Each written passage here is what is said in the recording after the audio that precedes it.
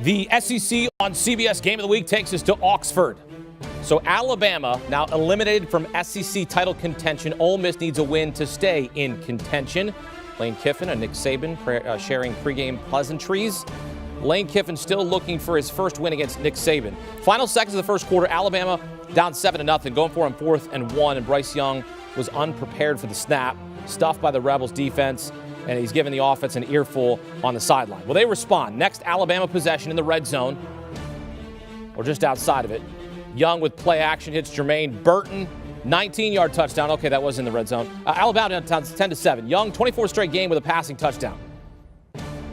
Wow, that was a interesting celebration there. All right, good times don't last long. First play of the next Alabama possession.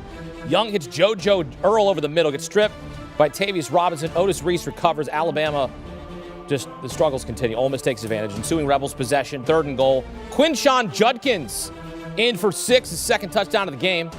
Sets the Ole Miss single-season record for rushing touchdowns with 15. Have a season, kid. Then the Rebels slip up. First play of the ensuing possession.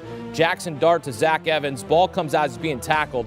Alabama picks it up, but he's ruled out. Play would be reviewed and overturned. And Alabama is going to take advantage. 12 seconds left in the first half. 3rd and goal. Young to Cameron Latu. Touchdown tied. Alabama down 17-14 at the break. Young finished the half 7 of 8 with 75 yards and 2 touchdowns. Lane Kiffin with his first halftime lead over Nick Saban, looking to finish the job. Early 3rd, now tied at 17. Rebels with a 3rd and 18. Dallas Turner, you can't do that.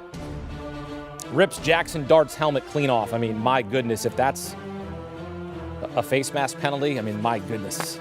So that leads to this. Later in the drive, Dart to Jonathan Mingo, touchdown Rebels, 24-17 Ole Miss. 11-play, 75-yard touchdown drive, and it's a party on the sidelines. It should be. Ensuing Alabama possession, 3rd and goal. Young to Ja'Cory Brooks. Yep, got it. Game tied at 24. Go get it, young fella. Great pass. That was a dime. 14-play, 75-yard touchdown drive. Young, 3 passing touchdowns for the first time in the last 5 games. Last time he had 3 touchdowns was September 24th. Then after Alabama took a 27-24 lead early in the 4th, Ole Miss in need of a response. Just over 6.5 to play. Rebels going for it on 4th and 8. They got to. Dart sacked by Turner. No face mask penalty here. Crimson Tide would settle for another field goal to make it 30-24 on their ensuing drive. So Ole Miss is looking to keep their SEC West title hopes alive. Need a touchdown here. 2 minutes left. Judkins handoff. Jukes a defender. Pushed out of bounds. 35-yard gain. Down to the Alabama 31. 2 plays later, 2nd and 7. Judkins finds a hole. 14-yard gainer. Ole Miss down to the 14. Judkins, 25 carries, 135 yards, 2 touchdowns. That guy is like, I got him on my fantasy team. Just over a minute left, 3rd and 10. Dart sacked by Byron Young. Now 4th down. Oh, no, that kid's like, we thought we were going to win. And then next play, final play, 4th and 16. Broken up by Brian Branch, incomplete. Alabama holds on to win at 30-24, bouncing back after losing to LSU last week. And with the Alabama win, LSU clinches the SEC West for the first time since 2019. Alabama earns its 7th straight win against Ole Miss, dating back to 2016. Nick Saban now 4-0 all-time against his former assistant, Lane Kiffin. Man, that's tough for Ole Miss. They were having a heck of a season. 14-game home win streak is snapped for the Rebels. Ole Miss plus the points here. You were getting 11.5. Game goes under the total of 65 and a hook in Oxford. Jenny Dell post-game with Nick Saban as the Tide bounce back.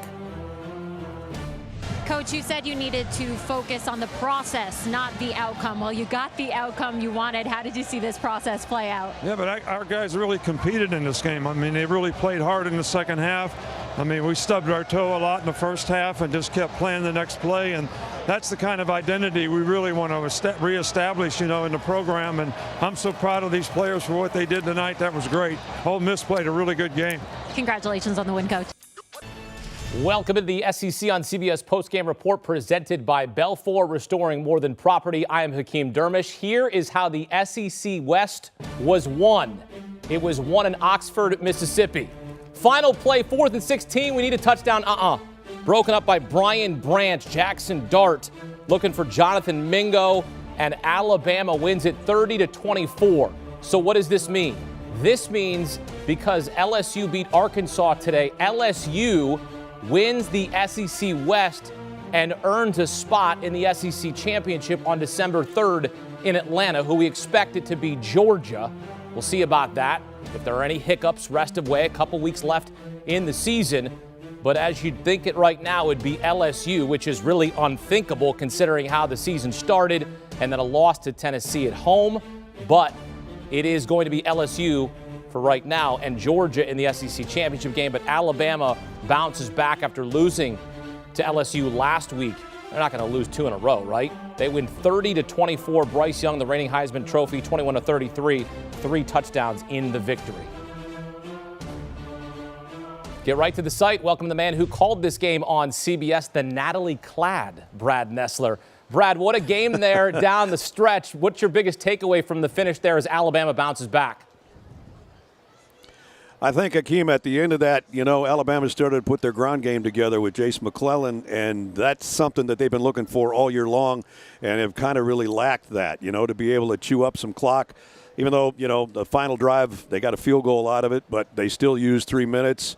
They forced Ole Miss to have to use a timeout. So in that respect, I think they're going to be happy about that. Their offensive line came off the ball pretty nicely in the second half. And, that's kind of older Alabama football. You can't just ask number 9 to do it all the time, although he sparkles every time we have him. So he's pretty special. But, yeah, the rest of the crew came through today, I think. Yeah, Nick Saban said he was proud the way his kids responded after losing to LSU last week. And speaking of LSU now playing for the SEC title as they clinch the SEC West with their win over Arkansas and the loss by Ole Miss. Brad, I'm going to sit here right now and tell you I didn't see this coming for LSU to be playing for the SEC title. They have rewritten the narrative. What are your thoughts on the way the season has gone for Brian Kelly and LSU, considering his first season in the conference? That just usually doesn't happen. You get to the conference title game in your first season in the SEC. Yeah, their quarterbacks come so far, since the beginning of the season. I'm with you, man. When they missed that extra point against Florida State, I thought, if they win 5 games, maybe they're going to be lucky. And they really put it together. Jaden Daniels has come through so far for them and come so far. Their defense is playing a lot better. They had, they struggled a little bit today, but the weather was lousy in Fayetteville and, other factors involved. So I'm as shocked as you are, to be honest with you, that they're going to be in Atlanta. But the way they're playing and the way things have gone so far in the second half of the season, Brian Kelly's taken some chances, and they've paid off. And he's sitting on top of the world right now in year 1. Didn't think they were going to be in Atlanta. If they played Georgia, that's what it looks like anyway. An improbable season indeed. Brad Nessler here on CBS Sports HQ wrapping up for us. Brad, thanks. Appreciate the time as always in the conversation. I'm going to go get warmed up, Hakeem. This is why I'm bundled up. It's a little chilly here. Yes, sir. See you, man. And for more reaction, let's welcome in CBS Sports HQ college football analyst Barrett Sallee and Chip Patterson. And Barrett, I'll start with you here in terms of the Alabama-Ole Miss game. It comes down to the end there. Your biggest takeaway from this game is Alabama wins 7 in a row in the series. Yeah, I think to me the biggest thing is that Bryce Young finally was Bryce Young again. He threw 3 touchdown passes. The last time he threw 3 touchdown passes in a game was September 24th.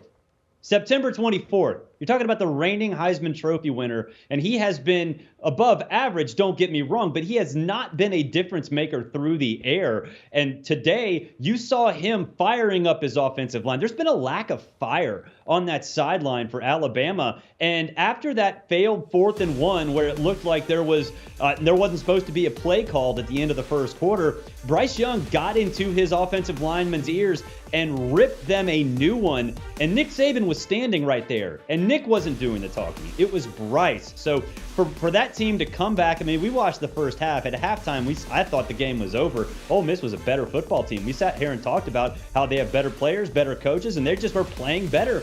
And to Nick Saban's credit, he made some adjustments, but he really rode his quarterback, Bryce Young, to victory there because that guy made smart decisions. He made some great plays on the run, including the touchdown to Ja'Cory Brooks in the fourth quarter, or late in the third quarter, I should say. So Bryce Young really made the difference in this. I know that it's sort of an easy answer to say, hey, the reigning Heisman Trophy winner, he made the difference, but really hadn't made a big difference in these games over the last month or so.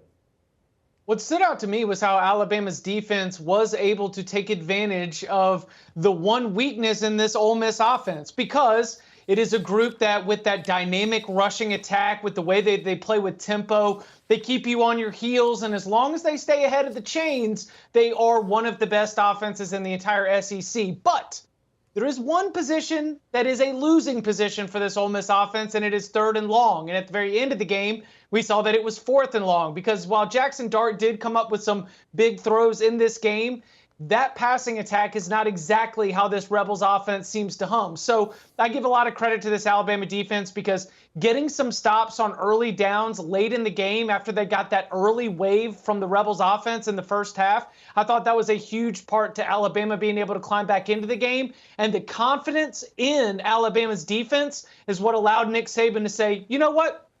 We're going to kick field goals, and that's okay, because I think our defense can go out there and get stops. The Crimson Tide did, and that's why they got back on the winning side here on Saturday. And Chip, we saw that if it was going to be Ole Miss's victory, we'd be talking about Quinshon Judkins. The freshman had a great run there in that final drive. Now 6 games with multiple touchdowns. I mean, this kid is going to be around for a while here as a freshman, but he had himself a game. If Ole Miss wins this game, we're talking about Judkins and the fact that he put the Rebels on his back. Yeah, Judkins from the state of Alabama, under-recruited by so many of the big dogs that love to be able to go and get him. I mean, this was such a great performance for him, especially with Zach Evans finally getting healthy, now out of the lineup, suffering another injury. And so he really has had to carry a lot of that rushing responsibility, because we've seen at times this year it's, Judkins and Jackson Dart and Zach Evans, maybe even Ulysses Bentley IV getting in there with a long run or two. But the freshman has had to carry that all with the injury to Zach Evans, and he has shown up and been ready to do that. He was the best player on the field for Ole Miss's offense, and so disappointing that we can't celebrate him as he takes down the Crimson Tide in Oxford as an Alabama native. But still, like you mentioned, Hakeem, he's a name we're going to be talking about in the SEC for a long time. Yeah, indeed we will be. So Alabama wins this one, bounces back from a loss to LSU. Before we spin it forward, let's get to our SEC on CBS Player of the Game presented by Belfour. And Barrett, I'll start with you. Who was the player of the game for you? I kind of have an idea. Yeah, Bryce Young deserves all the credit here, because this is a guy who I think realized that he needed to be more vocal. He needed to take charge. This team lacked fire, and what he did, leading his team back in what I think he thought would be a shootout, was really impressive. And the plays he made on the run, escaping pressure, hitting receivers in stride deep downfield. The Ja'Cory Brooks touchdown is a perfect example, which was a huge, huge score for this team. I think Bryce Young, to me, he has not had the kind of season I think a lot of us expected. Obviously, the injury plays a little bit into that, but this is a guy on the road, knowing that his team struggles with discipline on the road. He lit a fire under him. He got them right when things started to go sideways at the end of the first quarter, and he deserves a ton of credit for this. Yeah, I'm going to go with B. Young, not Bryce. Byron Young, the Alabama defensive lineman who had a tied for team high 11 tackles. He showed up with 2 sacks in this game. He had a forced fumble. And again, as I look at this Alabama defensive line, that, we haven't always highlighted that group throughout the year. Will Anderson takes up so much oxygen. And I thought that the push that they were able to get, especially later in the game, creating those 3rd and long scenarios and then capitalizing on them, was so massive to Alabama's success. I thought the Crimson Tide defense showed up big in the second half, and Byron Young with those tied for team high 11 tackles, 2 sacks, and a forced fumble, he goes right in there as my player of the game. Speaking of defense, and that leads us to this. Because of that result, LSU is now the SEC West champion. That's not a sentence I thought I'd be saying here in week 11 of the season. And Barrett, I will own up to it. I said this team would be lucky if they won 5 games. They have proved me wrong. They've proved the doubters wrong.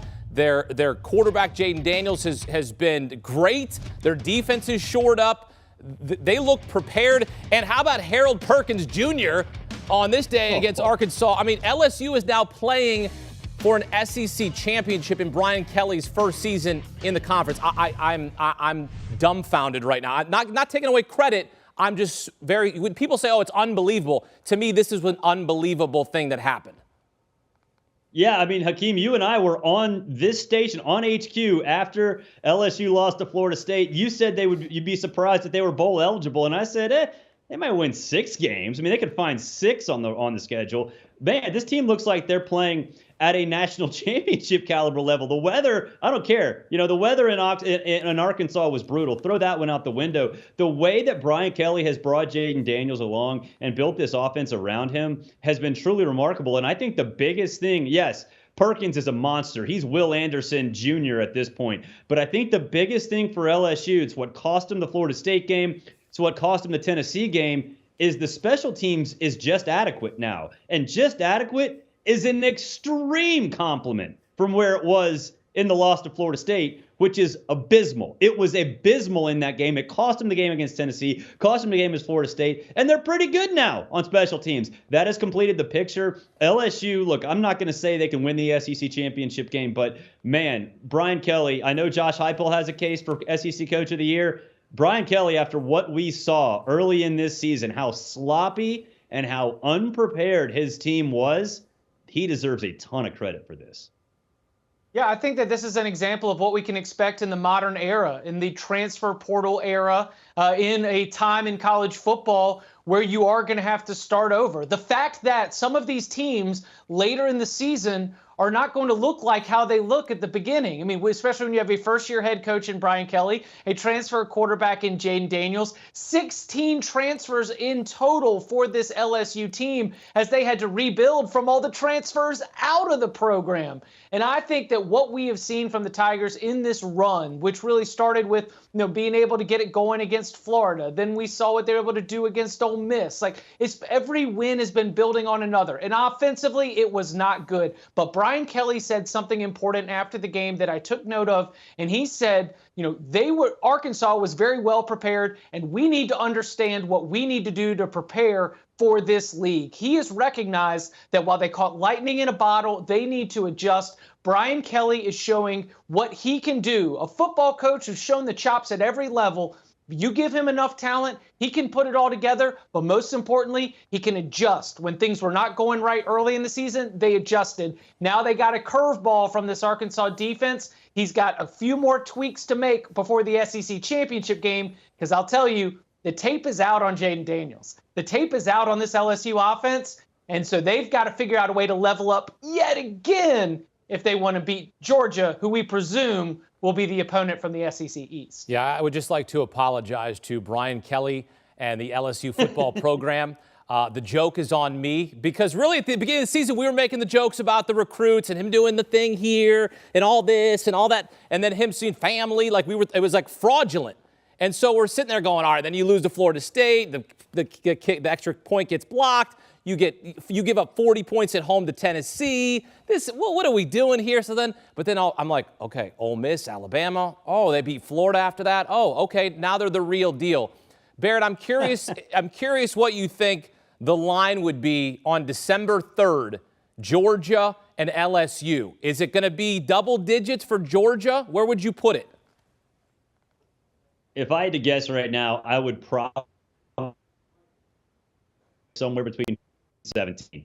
I think the odds makers recognize that this Georgia defense will look at LSU's offense and say, all right, look, Jaden Daniels has become a force. That's fine, but he still has not developed the downfield threats that he needs to be able to attack this Georgia secondary. So I think odds makers would look at it and say, all right, look, cute little story, LSU. You might have a chance defensively because Perkins is an absolute freak. He can probably play all 11 positions at the same time, but they just don't have the offensive firepower.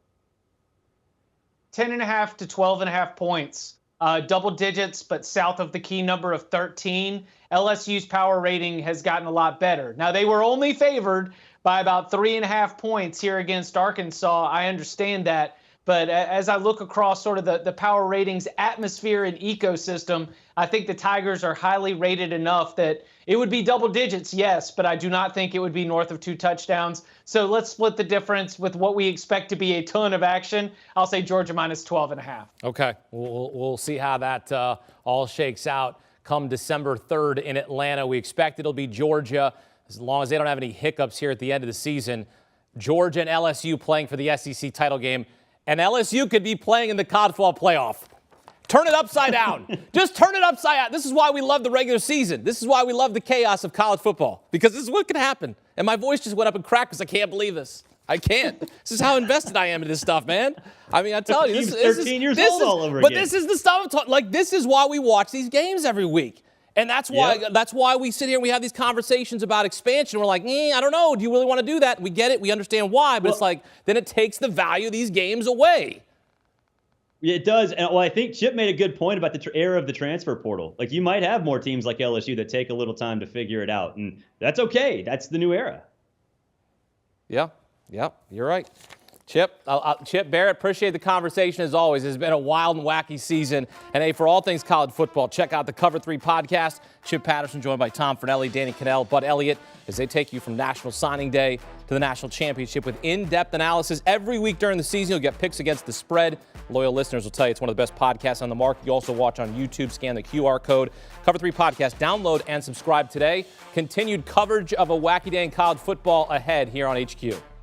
Do you want a sports network that delivers everything that matters about the game? The highlights, the picks, the instant analysis, no yelling, no fake debates, no politics. Hit the subscribe button and never miss a moment.